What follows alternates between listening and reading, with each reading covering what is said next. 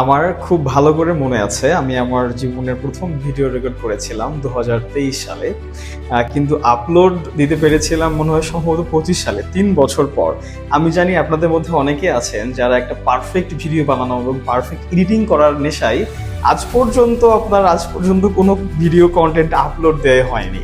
হ্যাঁ, আপনার মাথার মধ্যে চিন্তা করে যে ভিডিও কেমন হবে, এডিটিং কেমন হবে, লোকে কি বলবে, আর ভিডিও এডিট করব কোন টুলস দিয়ে, পেজ সেট আপ করবো কিভাবে, এই সব চিন্তা ভাবা বাদ দেন।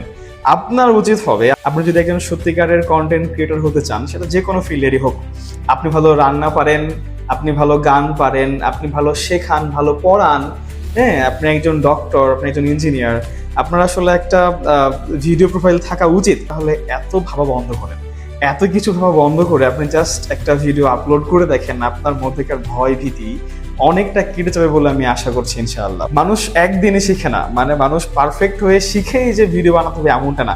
এই ধারণা আমারও ছিল যে পারফেক্ট হয়ে শিখে তারপরেই যে ভিডিওটা বানাতে হবে এমনটা বিষয় আসলে না। আপনি ভিডিও বানাতে বানাতেই পারফেক্ট হবেন ইনশাআল্লাহ। তো আপনার হাতে যদি কোনো স্মার্টফোন থাকে, যে স্মার্টফোন আছে এটা দিয়ে শুরু করা যান। কোন কোন টুলস লাগবে কি লাগবে আমি কমেন্টে বলে দিব অবশ্যই ইনশাআল্লাহ। তো আমার কথা হচ্ছে যে পারফেক্ট মুমেন্টের জন্য অপেক্ষা না করে আপনার উচিত এখনই আসলে শুরু করে দেয়া।